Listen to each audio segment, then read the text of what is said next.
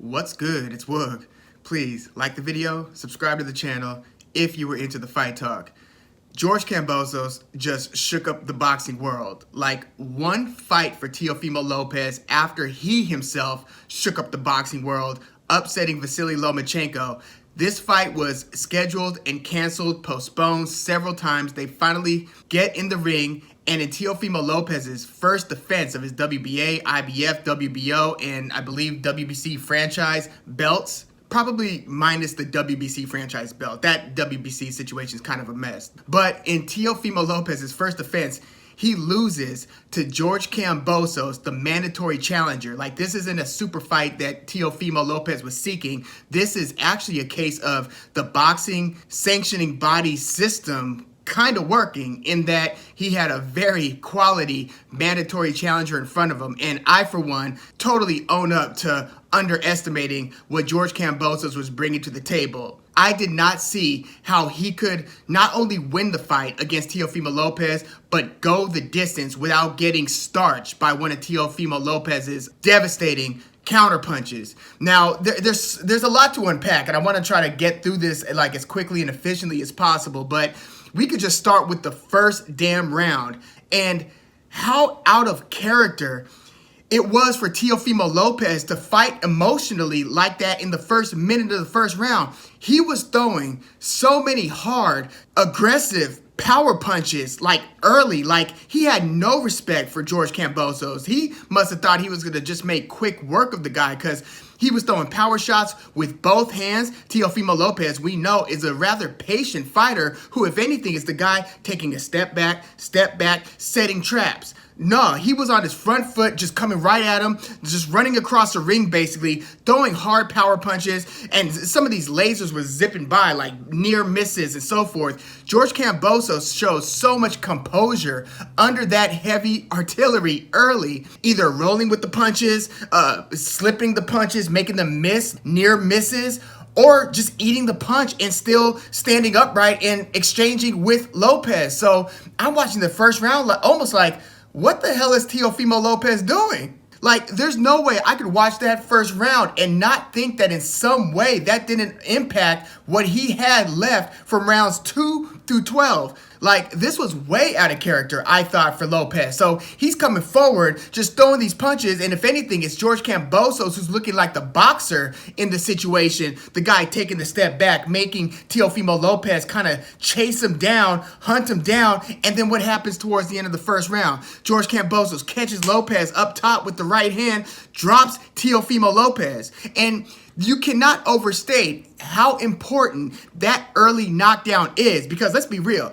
Yes, George Kambosos won this in a split decision win, but there were many swing rounds, very close rounds throughout this fight. So George Kambosos taking that first round 10-8 in a round where, again, Teofimo Lopez looked like he was emptying the clip with his power punches, gets dropped by Kambosos, and in doing that, Kambosos bought credibility. He bought credibility, I believe, with the broadcast team, with the judges, with the audience, the fans, the viewers, and with Teofimo Lopez. Like, that was such a big deal to where you start looking at every single round after that, being very privy and paying attention to what George Kambosos is doing right and how much difficulty Teofimo Lopez seems to be having with them. Like, I didn't think that this was going to be an ultra competitive fight after the first few rounds. I thought that, George Kambosos might make it out of the first few, but then would probably get caught badly in the middle rounds. But, based on Teofimo Lopez's total lack of respect for Kambosos in the first round, throwing all those crazy power punches, getting dropped in the first round, you get the impression that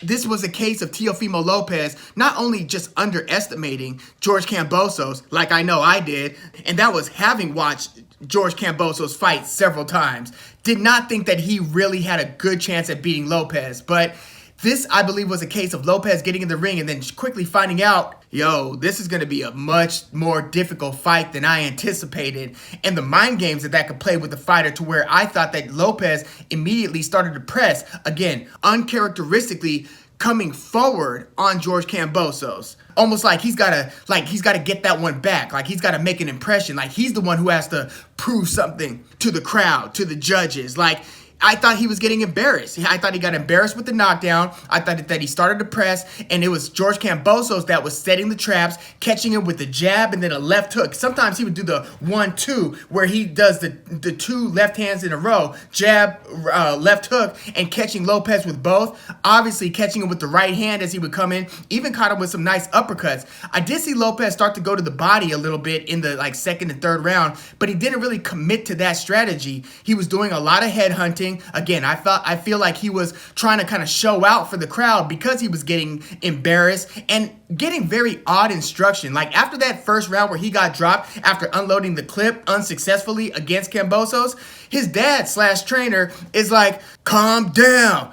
Calm down. And then within 3 seconds of saying that, he literally says, get him the F out of here already. What are we waiting for? Like, just the most contradicting statements within 5 seconds that you could imagine a fighter receiving after such a chaotic and unexpected first round outcome. I'm like, what is that instruction he's receiving? Like, I didn't get what the message was there. But I did think that it would serve Teofimo Lopez to at least be his patient self. Don't get wound up into the type of fight that Kambosos is obviously drawing you into, where Kambosos, again, looked like the sharp counterpuncher, and it was Lopez that was doing the chasing. So, man. And, Lopez would drop Kambosos in the middle rounds, but Kambosos recovered and started boxing intelligently again and started winning some of those rounds again. Let's all just take a moment and, first of all, credit Kambosos' chin, because he was getting punched hard by some of those shots. Again, he was rolling with a lot of them. He was making a lot of them miss, but he was eating some of them as well successfully. So that's one. Two, just the guy's composure and his fight intellect. We saw him against Lee Selby and Mickey Bay, and he was looking good and pretty crafty against them. And he showed that he had some, dog in him as well. But the way that he fought Teofimo Lopez was pretty brilliant. Almost anticipating that Teofimo was going to try to prove something, try to take his head off and over pursue, and to keep on running into jabs, right hands, this and that, where, the crowd, before you know it, was on George Kambosos' side, it seemed, because he was overachieving to such a degree. So again, that early knockdown kind of set the tone for the rest of the fight. Everybody was on the edge of their seat from that point on. What are we in for right now? Including Teofimo Lopez, who just looked as confused as ever, looked frustrated, was smiling at the camera. If you're going back to your corner and you just got buzzed at the end of the round, because this wasn't even the round that he got dropped in, this is the third or the fourth, he sits in the corner and he looks at the camera that's in his face and kind of winks and smiles or something. I'm like, yo, his priorities are either off, or he's not really handling this adversity well in the moment, or he might have even underprepared for the fight and just discovered during the fight, yo, I just made a big mistake not taking George Kambosos as seriously as I took Vasiliy Lomachenko. And, there was so much inactivity after that huge upset win for Lopez when he shook up the world by beating Lomachenko via decision. And, one thing I was wondering about was how he was kind of adapting to the, more of a boxing celeb life. He had over a year to soak it in. Now, I know he was going from one training camp to another. He caught COVID along the way. But, sometimes I feel like you can fall in love with your abilities, with your skill set, with your power. I just don't think that he thought that George Kambosos was as good as he proved to be that night. So credit to George Kambosos' durability, again, his chin, his hand speed, the fact that he was catching Teofimo Lopez apparently more cleanly than Teofimo Lopez was catching him with. You would think that it's the slick Lopez who would be doing the catch and shoot, rolling with the punch and just devastating Kambosos with the power punch. But it wasn't so much of that. I had never seen Lopez move forward so much in a fight as he did against Kambosos. No respect. And I think that he paid for it on the scorecards, paid for it by getting dropped in the first round, paid for it by getting hurt at other points of the fight. What a fascinating affair.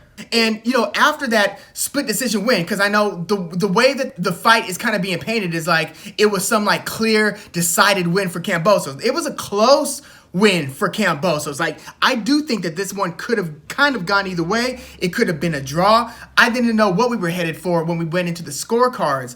But for Teofimo Lopez to, after the fight, after the scorecards are announced and he is the loser of this fight, loses all of his belts, he says that he won just about every round. He thinks that he won 10 rounds to 2. And George Kambosos rightfully said, you are delusional. Like, it makes me wonder, like, where Teofimo Lopez's, headspace is right now. Like, he sounds like he's done at 135. Sounds like he had been having difficulty cutting down to 135, so he's going to be fighting at 140. He's still obviously a super talented fighter.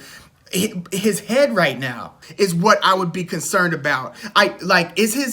Is his dad going to continue to train him? Like my cousin Benji, who I talk boxing with like all the time, actually sent a text to my brother, my dad, and I, and he said, I think Lopez might have outgrown his dad. Teofimo might have outgrown his dad. And there might be something to that from a boxing standpoint. Like, I was not impressed with the instruction I was hearing in the corner. And I get it. His dad is largely or partially responsible for the rise of Teofimo Lopez, all the way to winning the IBF belt by knocking out Richard Comey, to winning the other 2 or arguably 3 belts by beating Vasiliy Lomachenko. But I feel like there needs to be either like a shift in, at least a reckoning. Like, he needs to know what happened against George Kambosos, and only he truly knows if he underprepared for this one, if he didn't feel like his true self, if he irresponsibly disrespected Kambosos in that first round and thereby disrespecting the game and therefore paid for it. This is a pretty monumental achievement for George Kambosos, the Aussie. He made history in that regard, but I really wonder what, Teofimo Lopez's immediate path forward is going to be. Because look, he had a long layoff before this one. And yes, again, he was supposed to have this fight versus Kambosos like a half a year ago. But again, the inactivity, do you want to follow that up with another year's worth of inactivity? Like, how quickly, if he's going to go to 140, how quickly does Teofimo Lopez want to make that 140 debut? It's not going to be against Josh Taylor. Like, I think that he's going to have to take a fight that kind of acclimates him to the new division. But just the level of disappointment that he must be feeling right now, because he thought that, the world was ahead of him in this regard. He thought that his next fight could have been at 140 for like all the 140 belts against Josh Taylor, or kind of, one of those pick your opponent type of things, because he was sort of sitting on top of the lightweight world where, he was kind of looking at the rest of the young lightweights, the Devin Haney's, the Ryan Garcias, even Gervonta Davis to a degree. He was kind of like looking down, perched from his throne, like they were the peasants of the division and he was the king. Again, he's the one who took the huge gamble by fighting Lomachenko that could have backfired. He won that fight against the odds, and in doing so, reap the spoils of victory. So that was kind of like, it felt like it was like a 1 year long victory lap in a way for Teofimo Lopez. I just wonder if there's anything to that. But yeah, I'm really curious to see what their next moves are, what their, comments are going to, be when they being him and or his dad, as they do whatever interviews they're going to do over the next couple months. I also am curious to see what happens with George Kambosos' next fight. Like, is it going to be against Devin Haney? I don't want it to be against Ryan Garcia. I think that would be an injustice if it's Ryan Garcia after ducking he had a challenge or a chance to fight for Devin Haney's WBC belt, turned it down, try to hunt for bigger fish, Manny Pacquiao. So for him to, duck that one, and I don't use the term duck often. It's just that if you have an opportunity to fight for a title and you opt not to, okay, maybe duck isn't even the word, but we'll say an avoidance, a preference not to. Call it what you want. But after that, and then pulling out of the Javier Fortuna fight, the potential Javier Fortuna fight, citing mental health issues, okay. And then pulling out of the Ryan Garcia versus Jojo Diaz fight due to injury. And those were 2 fights, by the way, where Jojo Diaz picked up his slack by taking on Fortuna, and then Devin Haney's picking up his slack here by taking on Jojo Diaz. They're doing the work. So for Ryan Garcia to be rewarded with a title shot against Kambosos, who's holding like 3 of the 4 major belts, that would be an injustice. It should really be Devin Haney and George Kambosos Jr. That's what I'm hoping for. I hope promotional issues, network issues don't get in the way of any of this. But yeah, I'm really curious to see what happens with George Kambosos, or he might make make another mandatory challenge or something like that. But keep your eye on this whole situation. This was a big deal. Very unexpected, close decision win for George Kambosos Jr. Congratulations to the new lightweight champion. But yeah, let me know what you thought about that fight. By the way, Stephen Fulton versus Brandon Figueroa. Damn, that was another hellacious fight. Kubrat Pulev versus MMA fighter Frank Mir. A little less so, but worth the watch just the same. But yeah, let me know what you thought about this fight, Lopez versus Kambosos, in the comments. What do you want to see happen next? And what do you think happened to Teofimo Lopez? Was this George Kambosos just overperforming our expectations? Was it Teofimo Lopez not being his true self? Or was it a combination of both? Let me know what you think, and please like the video, subscribe to the channel if you are into this fight talk. I'm Woog. Thanks for tuning in.